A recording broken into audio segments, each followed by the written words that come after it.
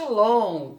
Estamos iniciando Conectadas com a Bíblia. Seja bem-vinda a esta terça-feira, última terça-feira do mês de março. Hoje é dia 31 de março de 2026. É uma alegria receber você nesta noite. Nós vamos dar continuação à aula, aos estudos de Daniel. Bem, na verdade, eu deixei uma enquete lá no nosso grupo de WhatsApp. E aí eu fiz uma pergunta para as meninas. E a pergunta foi: encerramos o capítulo 5 de Daniel. O próximo capítulo a ser estudado na ordem cronológica é, olha a carinha dela aqui, pensando, qual será o capítulo? Qual é o capítulo? Vamos fazer juntas esse exercício? Vamos lá. Quando você pega Daniel, capítulo 5, vamos tirar a prova real agora, meninas. Daniel capítulo 5, último verso, 31, depois da morte de Belsazar, o rei dos caldeus. 31. E Dario, o Medo, ocupou o reino, sendo da idade de 62 anos. Então, o próximo capítulo só pode ser, vamos ver aí no chat quem vai responder. No ano primeiro de Dario, filho de Assuero, da linhagem dos Medos. Aonde eu encontro esse verso, meninas? Vou dar um tempinho para vocês. É o capítulo, esse é o primeiro verso do capítulo. No ano primeiro de Dario, filho de Assuero, da linhagem... Aê, já tá vindo participação. Obrigada, Maria Lúcia, Simone Melo. Olha aí, já tá vindo participação. Muito bom, é só escrever no chat. Isso. Isso, é só escrever no chat. Ó, a Érica entrou, muito bom. Quem mais? Tem mais meninas aí. Olha aqui, a minha assistente está aguardando. Simone Barba, Lucília, Débora. Aê! Agora tá bom. Agora tá ótimo. Jaque, ótimo, maravilhoso. É isso aí, meninas. Então, o próximo capítulo, na ordem cronológica, é o capítulo 9. Por que que não é o capítulo 6? Não é a nossa prova real? A Ângela Maria, muito bom. Porque, olha, volte um pouquinho no capítulo 6, para mim explicar direitinho para vocês.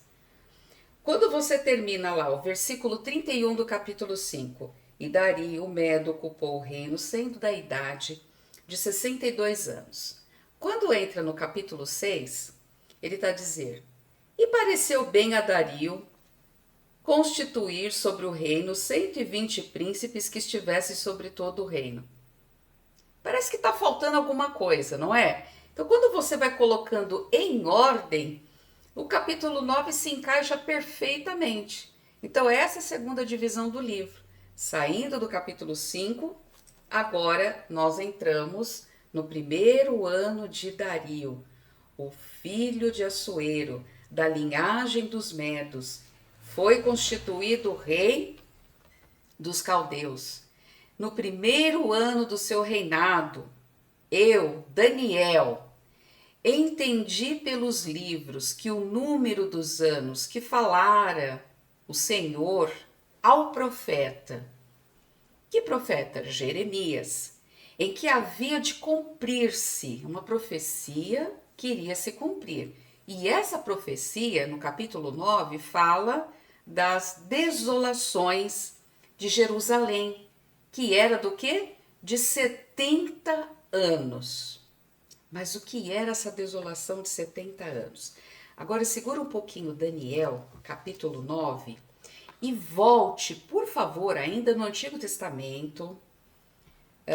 Agora eu quero que vocês leiam um outro comentário que nós vamos encontrar. Segunda Crônicas,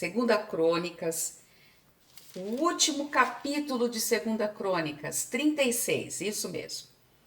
Segunda Crônicas 36.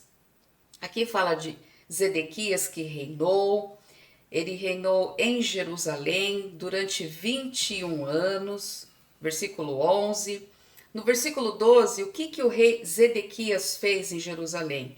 Ele fez o que era mal aos olhos do Senhor, não se humilhou perante que profeta?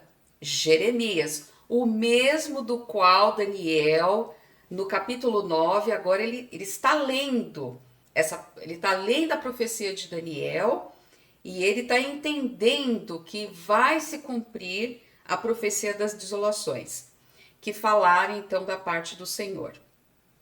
Além disso, ele também se rebelou contra quem?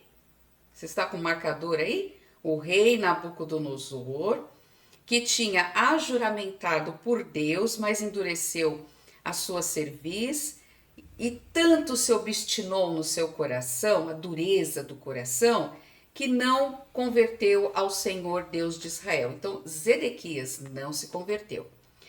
E aí a gente vai vendo o que aconteceu, versículo 18, vamos resumir. Todos os vasos da casa de Deus, os grandes, pequenos, tesouros da casa do Senhor, os tesouros do rei, dos príncipes, tudo levou para a Babilônia. Então vamos lembrar que Israel ficou subjugado sobre o reino os impérios dos gentios. E aqui está dando nome, Nabucodonosor. Aí o que fizeram?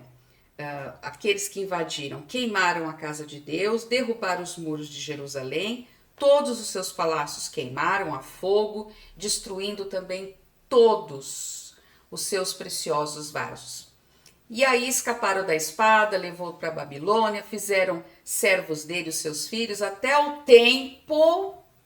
Olha lá, os que escaparam, que está dentro de Daniel, né? Aqueles que foram levados cativos, foram para a Babilônia, fizeram deles seus filhos até o tempo do reino da Pérsia. Então, lembrando que no sonho de Daniel, acabando o império da Babilônia, entra quem? O império Medo-Persa. Agora a gente vai ver nos próximos capítulos o nome desses reis, que é o Ciro, que é Dario. A gente vai ver que eles vão entrar nos próximos capítulos. Para quê? Versículo 21 de 2 Crônicas 36. Para que se cumprisse a palavra do Senhor pela boca de quem? Do profeta Jeremias. Até que a terra se agradasse dos seus sábados. E sábado é o Shabat, é o descanso. Não é somente o sábado que nós temos na semana. Segunda, terça, quarta, quinta, sexta, sábado, domingo. Não é. O Shabat pode ser uma data comemorativa, pode ser uma festa. Então, para os judeus, o Shabat é um descanso. Eles não obedeceram à lei do descanso da terra. Eles tinham que trabalhar 6 anos e no 7º ano, que é um Shabat, eles tinham que descansar. E o povo não obedeceu à ordem de Deus. E eles trabalharam direto, fizeram como os outros povos, trabalhando na terra. Aí o que aconteceu? O Senhor colocou os judeus, subjugou, agora falou, vou entregar vocês nas mãos dos gentios. Israel não vai ser mais cabeça, mas vai ser a cauda. Depois isso no reino vai mudar, né?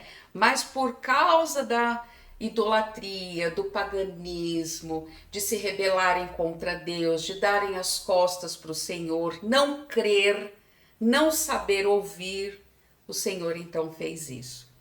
Como eles não obedeceram esse Shabat, esse descanso, que eles não deveriam trabalhar no 7º ano, a cada 6 anos, no 7º descansassem, então o Senhor os levou exatamente o período que eles não obedeceram, o Senhor os levou para fora da terra. Olha isso, gente. Olha como a palavra é maravilhosa. Aí, versículo 21, para que se cumprisse a palavra do Senhor pela boca do profeta Jeremias, até que a terra se agradasse dos seus sábados, e passou então a terra, repousou, até que os 70 anos se cumpriram. Porém, no 1º ano de Ciro, rei da Pérsia, né, para que se cumprisse a palavra do Senhor pela boca do profeta Jeremias. Mais uma vez, olha como Deus, ele levanta os profetas para não pegar o seu povo de surpresa. O Senhor quer que todos saibam do seu plano. A advertência do Senhor é: fiquem espertos, arrependam-se, voltem-se para mim. Me obedeçam, né? O Shema Israel, ouve, ó Israel. Se vocês me derem ouvidos, vocês vão ser bem-sucedidos. Mas se vocês não me derem ouvidos, acontece o que está acontecendo até hoje. Então, no versículo 22, porém no primeiro ano de Ciro, rei da Pérsia, para que se cumprisse a palavra do Senhor pela boca do profeta Jeremias, despertou o Senhor espírito de Ciro, rei da Pérsia, o qual fez um pregão para todo o seu reino, como também está escrito. Aí, a gente vai ler mais para frente que é pelo decreto desse rei, Ciro, que ele então, ele vai, o povo, o judeu, volta, eles retornam para a sua terra, lá em Jerusalém. E tudo isso é profecia. Então, tudo aqui. A gente vai estudar isso, marca aí, com uma caneta, um lápis. Essa profecia nós vamos estudar quando chegar em Daniel, no versículo 24, Daniel 9, 24. A gente está começando o 9, tá bom? Só foi para a gente esquentar os motores aqui. Então, volta para Daniel 9, por favor. Então, já entendemos que no primeiro ano de Dario, filho de Assuero, da linhagem dos Medos, ele foi constituído rei sobre o reino dos caldeus. No primeiro ano do seu reinado, eu, Daniel, entendi pelos livros que o número dos anos que falara o Senhor ao profeta Jeremias, em que haviam de se cumprir as desolações de Jerusalém, era de 70 anos. Aí você coloca do ladinho Jeremias capítulo 25. Aí o que Daniel fez? Quando ele leu e quando ele falou, uau, eu entendi, eu me localizei no tempo dessa profecia, já pensou como foi formidável? Enquanto ele estava ali estudando, examinando as escrituras, a profecia de Jeremias, capítulo 25, e Daniel entende. O que acontece com Daniel quando ele entende? Ele sentiu um desejo tão forte de orar. E aqui nessa imagem eu coloquei um judeu se preparando, né, para meditar. E depois que eles fazem a leitura do Torá, que é os 5 primeiros livros da lei, e tem o Tanar, na verdade, né? Tem o Torá, tem o Neviim e o Ketuvim. Então ele lê os profetas, ele lê muito Deuteronômio, eles leem todo esse conjunto. Por isso que fica Tanar, é Torá, Neviim e Ketubim, que são os escritos e os profetas. Quando um judeu se prepara, ele usa esse tefilá. Esse tefilá é o que está, essa caixinha na testa, e ele vem fazendo essas dobras no braço e enrola aqui entre os dedos. E isso ele está se preparando. Isso está descrito em Deuteronômio capítulo 6, 8.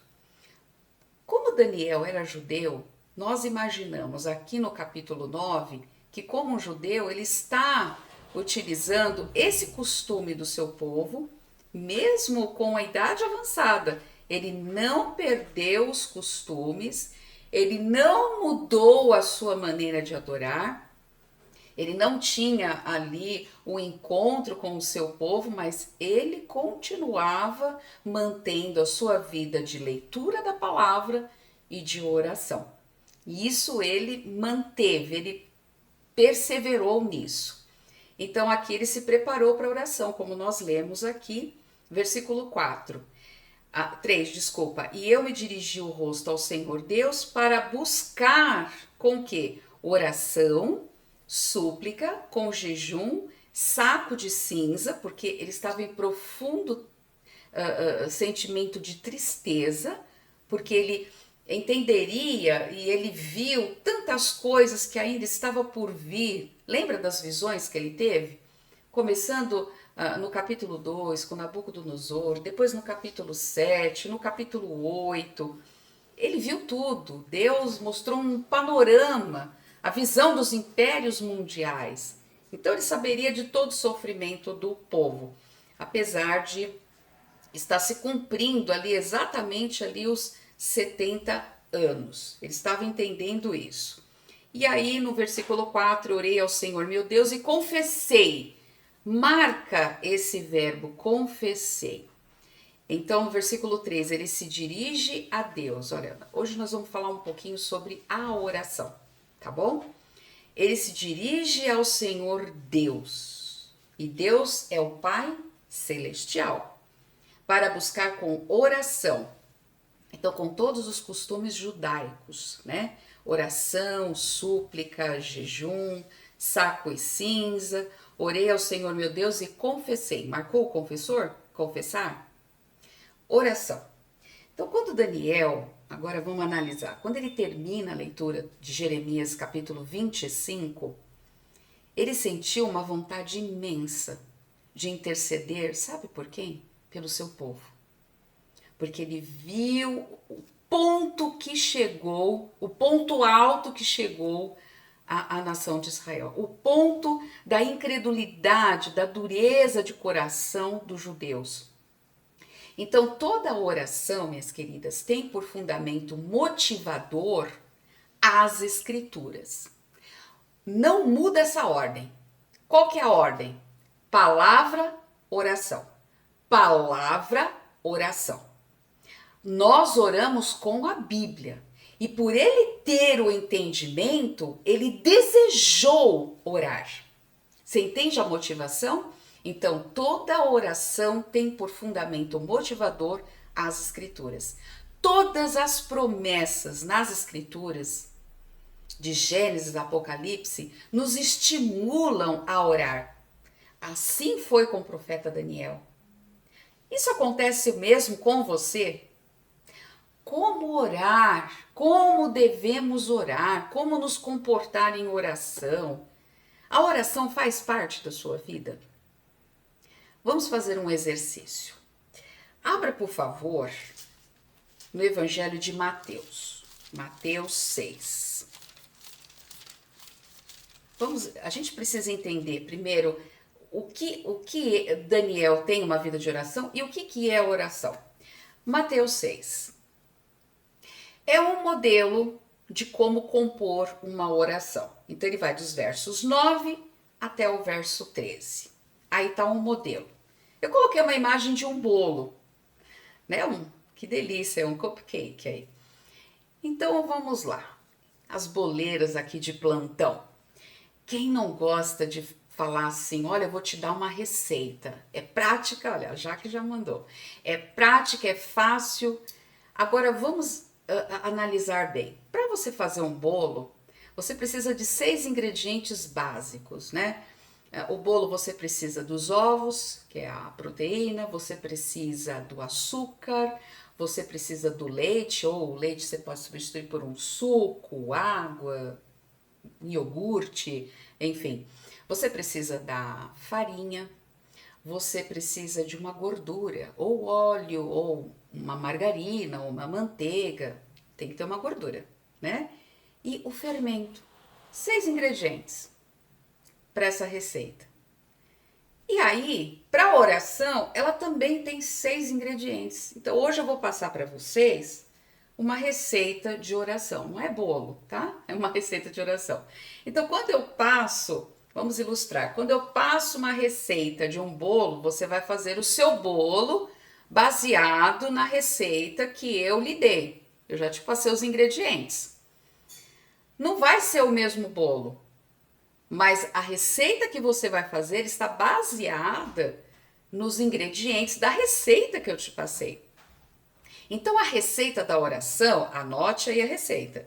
Mateus 6, do 9 até o 14. 14 não, o 13, desculpa. E nós temos também no Evangelho de Lucas. Lucas, capítulo 11, é similar, também vai falar sobre a oração. Então, abra também em Lucas, capítulo 11, tá falando do mesmo assunto, tá vendo? Aconteceu que, estando ele a orar num certo lugar, o Senhor Jesus, quando acabou, disse um dos seus discípulos: Senhor, ensina-nos a orar. Agora, aqui no nosso contexto, Senhor, nos passe a receita da oração. Como também João ensinou os seus discípulos. João aqui, João Batista, né? Aí Jesus fala, vou passar a receita para vocês. Ó, é assim, quando orardes, já deixa um lápis aí para você anotar. Dizei, Pai Nosso. Pai. Então, a oração começa falando no nome de Pai, Deus Pai. A primeira pessoa da Trindade. Tem Deus Pai, tem Deus Filho, tem Deus Espírito Santo. Eles são um. Mas a oração eleva para Deus Pai, Pai Celestial, que está nos céus. Então ele está em algum lugar, acima de tudo e de todos. Santificado seja o teu nome. Venha o teu reino, seja feita a tua vontade, assim na terra como no céu. Dá-nos cada dia o pão cotidiano. Perdoa-nos os nossos pecados, pois também nós perdoamos a qualquer que nos deve.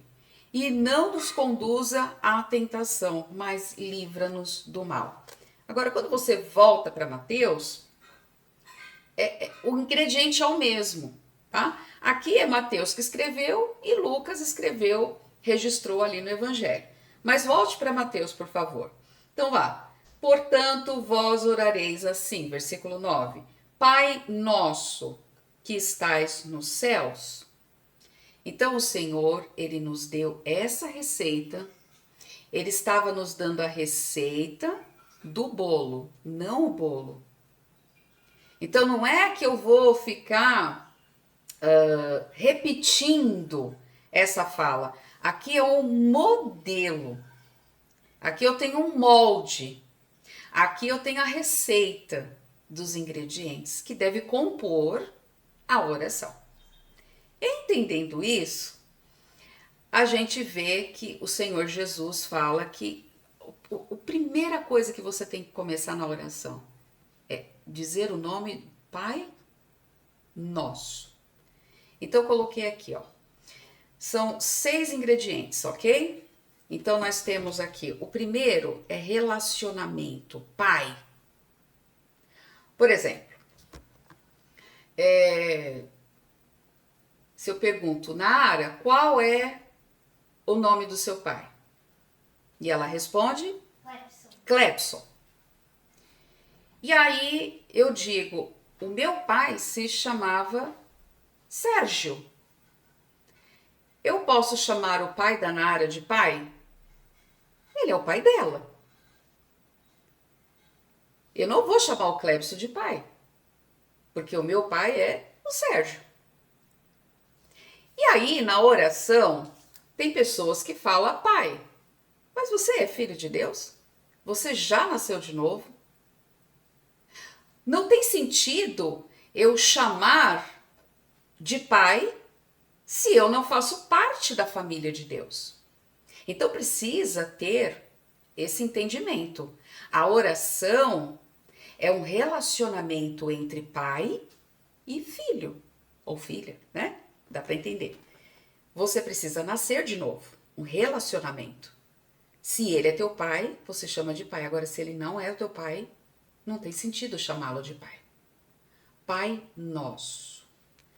Depois, segunda, reverência, que estais no céu. Não é isso? Eu sei que o Senhor está acima e eu aqui na terra.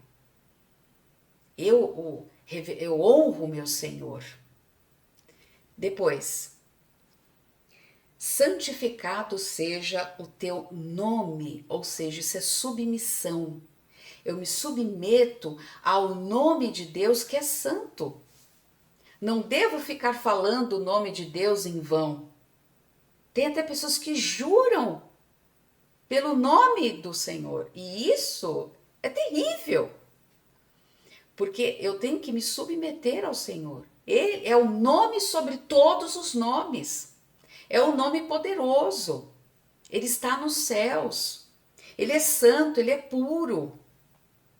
Aí, venha o teu reino, né? Nós sabemos que o desejo do Senhor é que o seu reino seja implantado aqui na terra e que as pessoas vivam debaixo da sua autoridade. Então, ele é a autoridade maior. Então, venha o seu reino, seja feita a sua vontade, assim na terra como no céu. Então, você note que nesse versículo 9 e 10, são 3 ingredientes aqui que tudo se refere a Deus e a sua glória. Agora, a partir do verso 11, nós vamos ver que é sobre as nossas necessidades. E o ser humano precisa da provisão. Então, ele já começa no verso 11. O pão nosso de cada dia nos dá hoje. Isso é provisão. Deus dá o sustento físico. Deus sustenta a nossa vida. Ele nos dá saúde. Ele nos dá força para trabalhar. E para que no final recebamos o nosso salário. Para que tenhamos a nossa mesa o pão nosso de cada dia. Então devemos ser gratas pelo alimento que é posto na mesa. Hoje saiu aqui um arroz e um feijão fresquinho. E quando um arroz e um feijão é fresquinho, às vezes você nem se importa tanto com a mistura. Com um ovo, uma carne, um franguinho, não é? Um peixe.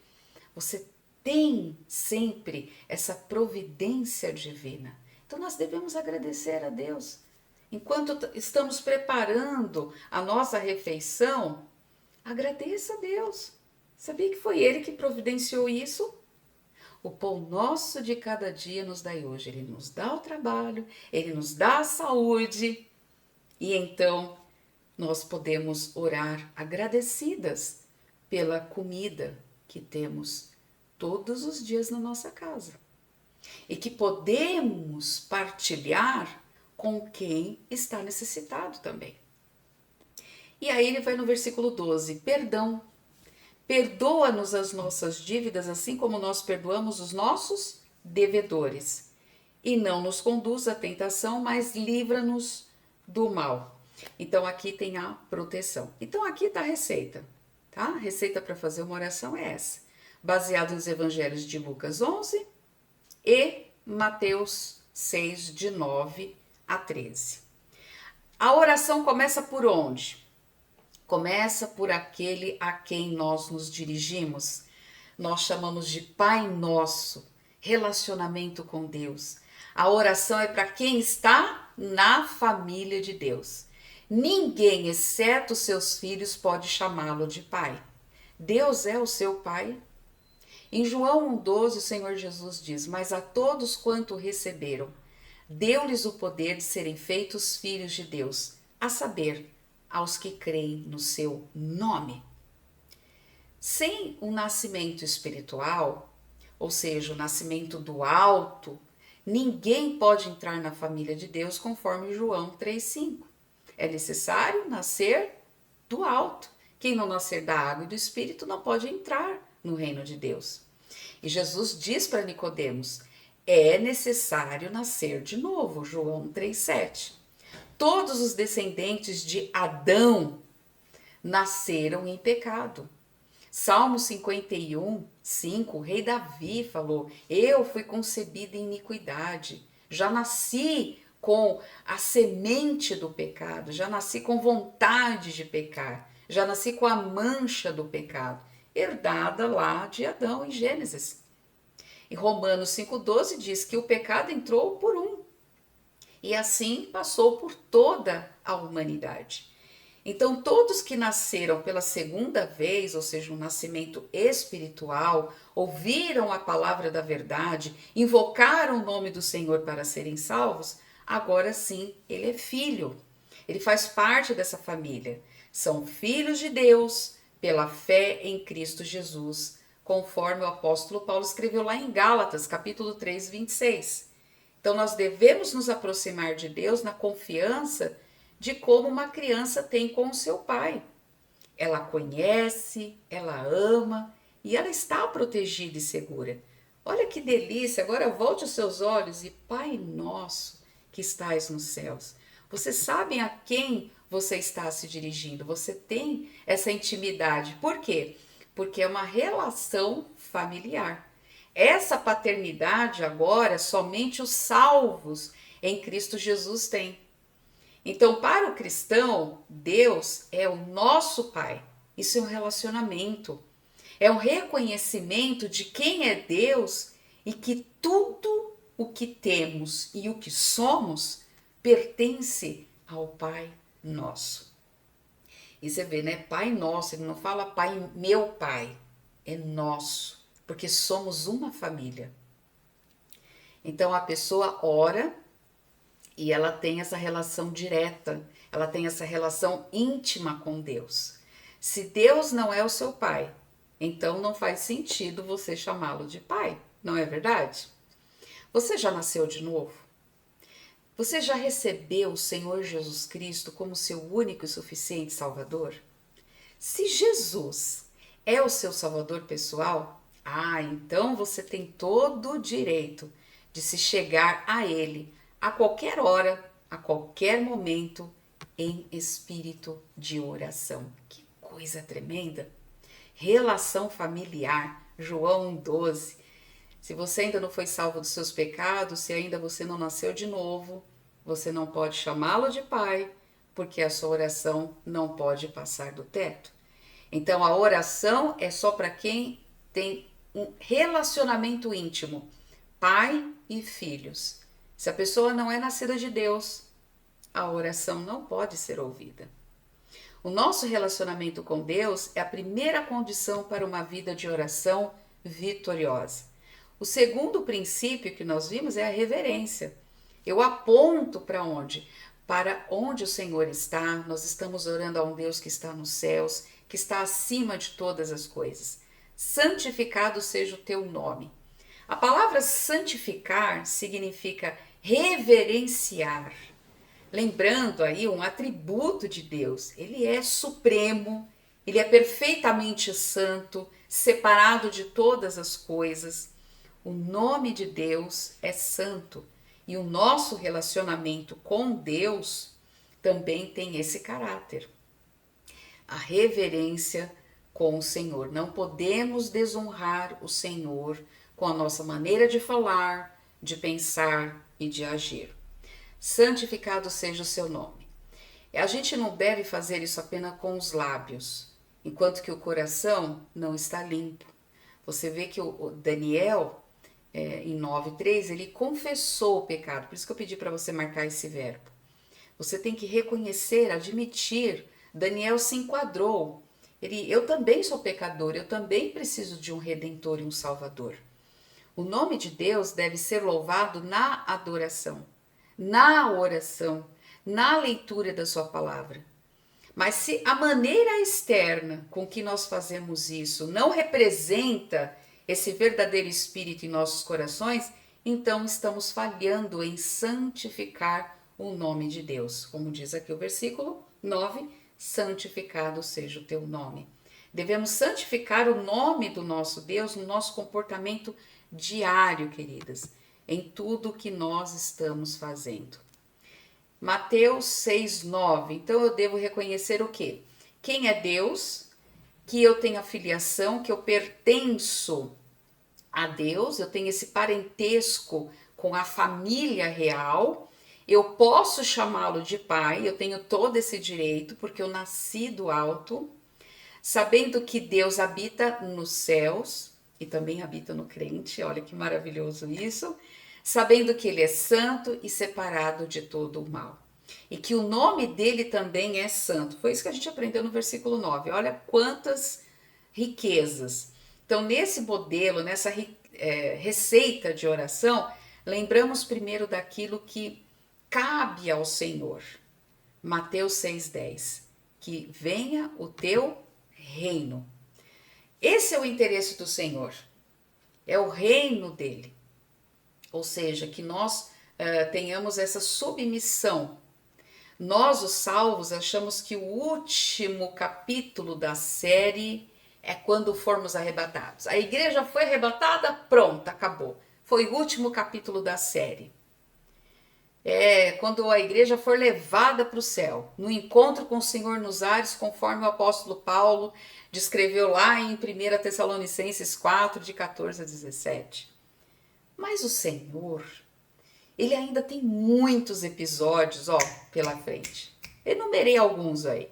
Ele vai reunir o seu povo na terra de Israel. Ele vai estabelecer o seu reino de 1000 anos. Vai vir a batalha do Armagedon. O juízo final, que é o grande trono branco, lá de Apocalipse capítulo 20, a partir do verso 11. E depois, novos céus e nova terra. Quer dizer, tem muitos episódios aí pela frente. Então a história não termina no arrebatamento da igreja. Depois do arrebatamento virão mais coisas para se cumprir. Daniel leu o cumprimento de quando terminaria 70 semanas. Ele, peraí, eu estou entendendo aqui. E aí ele quer orar. Agora, nós precisamos entender que quando nós oramos, os nossos interesses devem estar alinhados ao Pai. Devem estar alinhados aos interesses de nosso Senhor Jesus Cristo.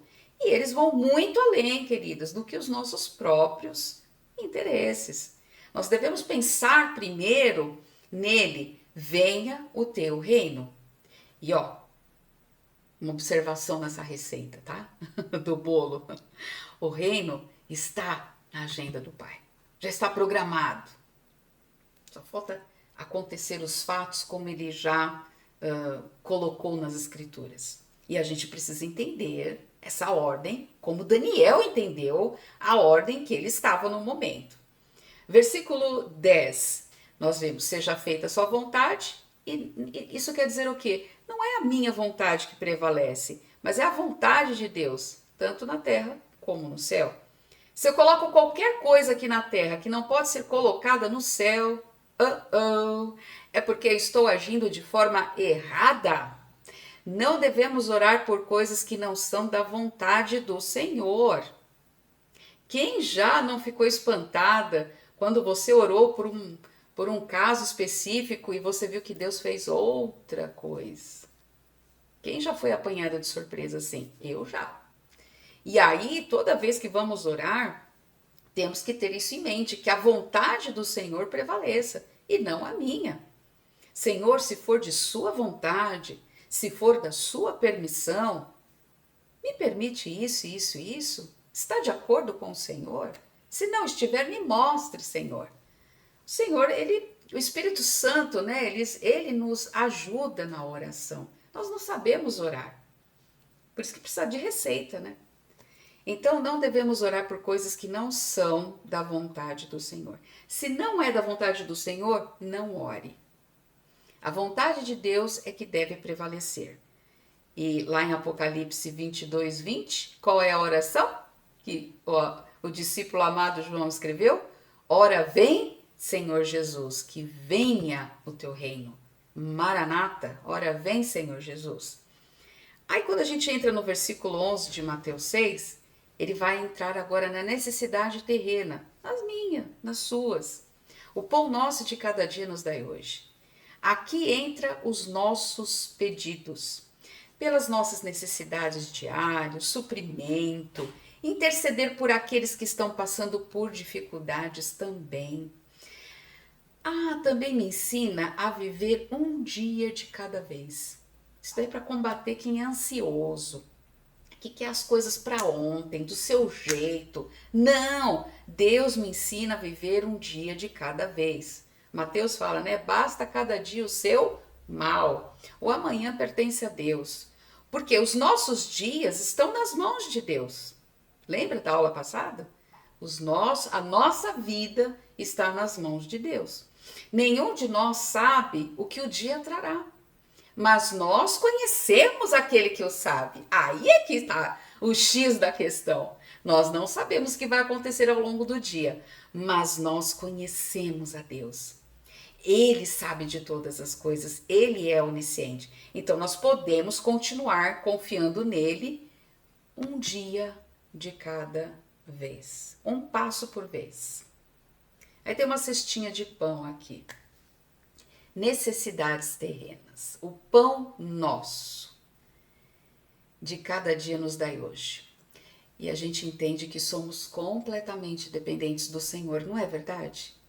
O pão, ele é uma necessidade básica de vida para todos nós. Disso nós sabemos.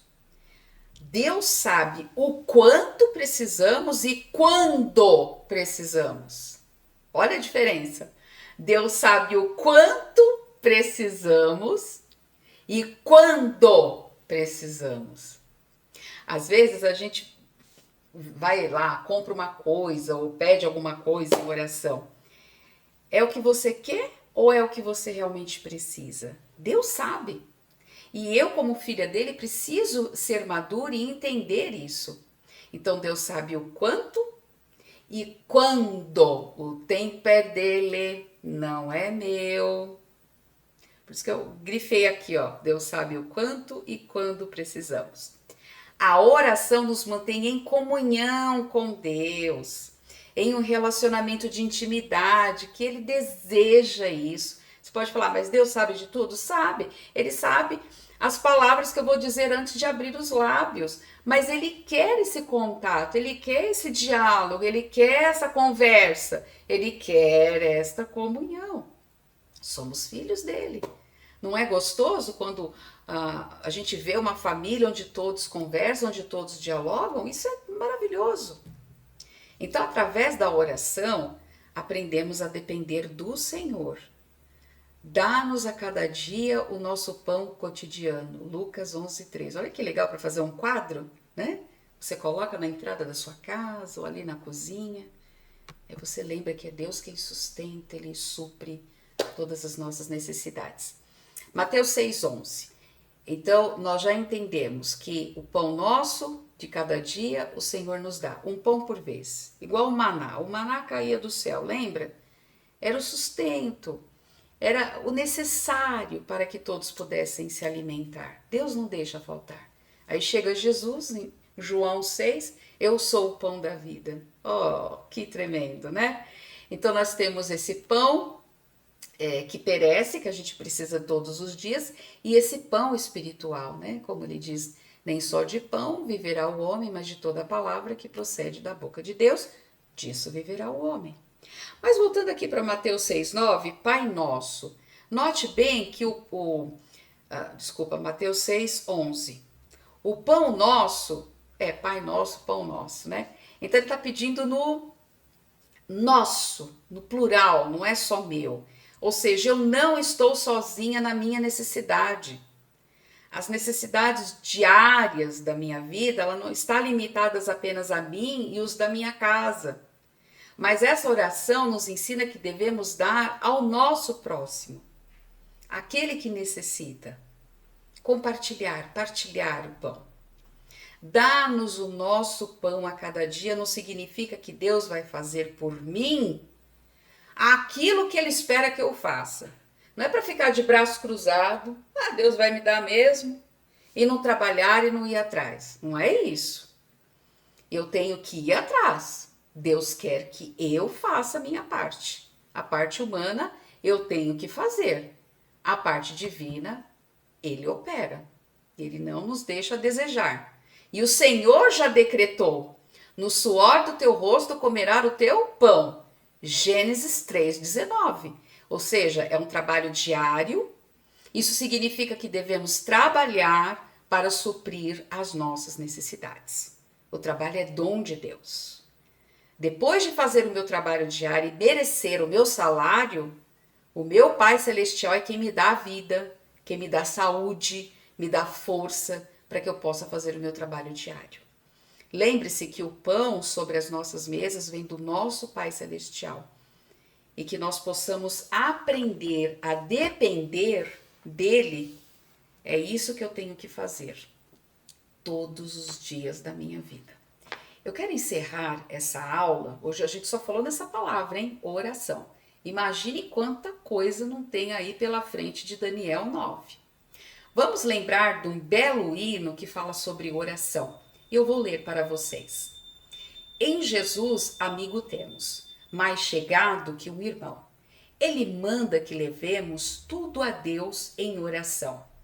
Ó que paz perdemos sempre, ó que dor no coração. Só porque nós não levamos tudo a Deus em oração. Temos lidas e pesares, e na vida tentação. Não ficamos sem conforto, indo a Deus em oração. Haverá um outro amigo de tão grande compaixão? Os contritos Jesus Cristo sempre atende em oração. E se nós desfalecemos, Cristo estende a mão, pois é sempre a nossa força e refúgio em oração. Se esse mundo nos despreza, Cristo é nosso em oração. Vamos orar. Pai, muito obrigada, porque há um lugar de oração hoje que se chama o trono da graça de Deus. A tua palavra nos diz: cheguemos, pois, com confiança ao trono da graça, para que possamos alcançar misericórdia e achar graça, a fim de sermos ajudadas em tempo oportuno. Muito obrigada, Senhor, porque o trono da graça de Deus está disponível para mim e para todas que estão me ouvindo. Obrigada, Senhor Deus, pelos pedidos, pelas súplicas e todas elas com ações de graças. E todas elas nós sabemos que têm acesso ao teu trono da graça. Por isso, Senhor Deus, precisamos da graça de Deus salvadora todos os dias da nossa vida. Te agradecemos, Senhor Deus, pelo sustento, pela providência divina e pelo pão. Obrigada, Pai nosso que estais no céu. Santificado seja o teu nome no nosso meio, e que venha o teu reino, seja feita a tua vontade, assim na terra como no céu. Nós oramos agradecidas por este momento de oração, nesta aula do capítulo 9 de Daniel. Em nome de Jesus. Amém. Muito obrigada. Que Deus abençoe a cada uma. Jesus, amigo temos. Podemos cantar, é isso aí. Vamos cantar.